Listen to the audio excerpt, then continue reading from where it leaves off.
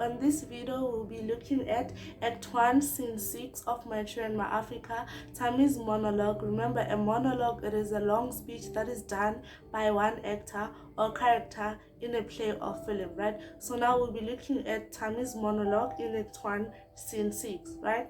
So Tammy is thinking or is reflecting about his childhood as well as his achievements in junior school. So in this scene, we find out that Tammy wanted to become a doctor and help his people. We also find out that Tammy was a promising student or was a promising learner, right? But now he has become increasingly suspicious about the school system. He does not believe in the school system anymore. He says that that little word of the classroom where I used to be happy, where they used to pat me on the head and say, "Little Tammy, you'll go far." That little room of wonderful promises where I used to feel so safe has become some place I don't trust anymore. He does not trust the education system anymore. But at first, in his junior years, he was so eager to learn. He always looked forward to learn. And also the teachers promised him that he will go far in life, right? But now, he does not trust that anymore. He does not believe in the education system anymore, okay? So now, Tammy recalls or remembers a visit by the inspector of Bantu education, Dawi, who called the learners or the students at Zolile High School the elites and said he wanted them to become shareholders in the future of this wonderful republic of ours. But Tammy rejects this invitation to become a shareholder because he does not see any happy and contented shareholder in the exciting enterprise called the Republic of South Africa. He sees a generation of tired, defeated men and women crawling back to their pondocks, to their little pondocks, at the end of the day's work. His generation grew up watching the humiliation of their fathers and mothers. Tammy says that the 25 million black people in the country have been cheated of their rightful share of the country. Okay? Okay, so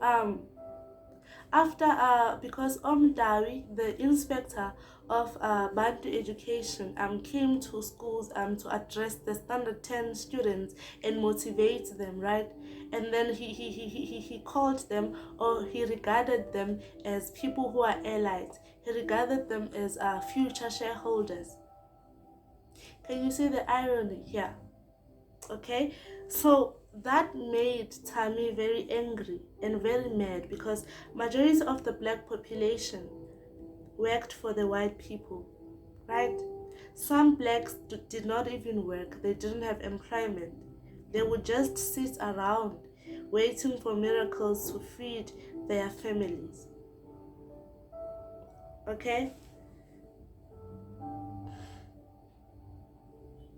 So the monologue ends with Tammy's emphatic rejections of the history syllabus he has been taught under Christian national education.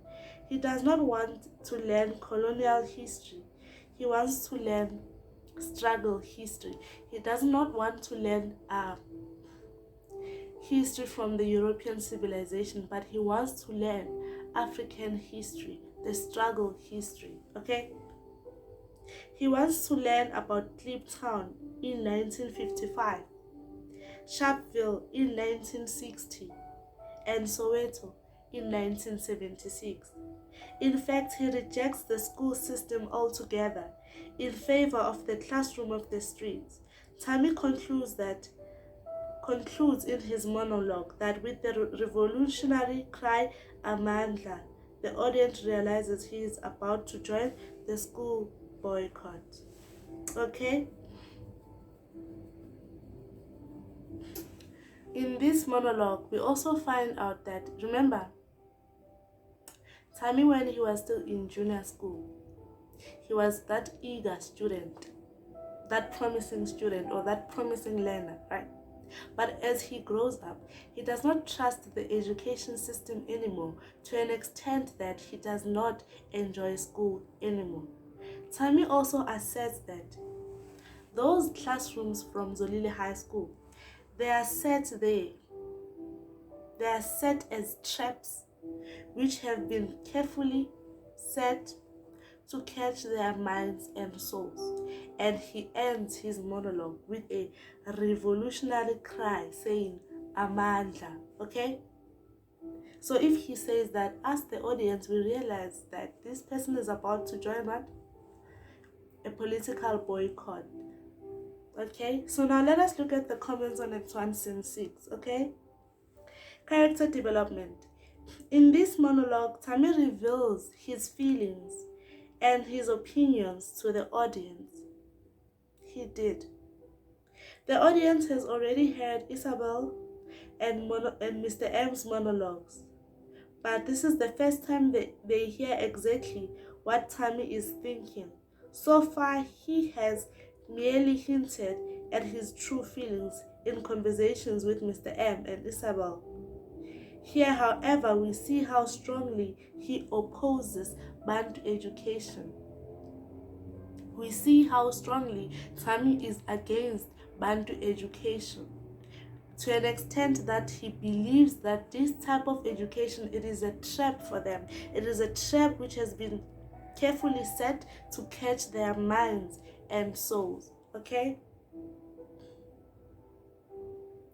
Struggle and dates. It is important to understand the historic references in this scene. So the historic references in this scene is Cape Town 1955, Sharpeville 1960, Soweto Uprising 1976. Okay.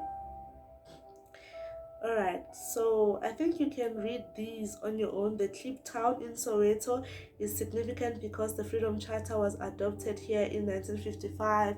Okay, so this one you can read on your own. Cape Town, Sharpeville, and Soweto. Okay. Figurative language. Tammy uses two powerful metaphors in his monologue. The medicine metaphor, he compares freedom to medicine. He said that he does not want to become a doctor anymore because the only medicine that his people need is freedom. Since they were still living under, since black people were living under the apartheid years, okay, which he says should be used to treat the pain and suffering of his people. You see, the only medicine that his people need in order to treat their pain and suffering is what? Is freedom. That's the metaphor that Tammy used. This is an effective metaphor because it suggests that society is ill and can only be cured through freedom. That is why Tammy decided to join a school boycott. So yeah, that's where we end with explaining Act 1 scene, with explaining Act 1, yes, as a whole. On my next video, I will provide common exam questions that will help you prepare for your exam since you are writing on Tuesday. Yeah, that's it for now. Thank you.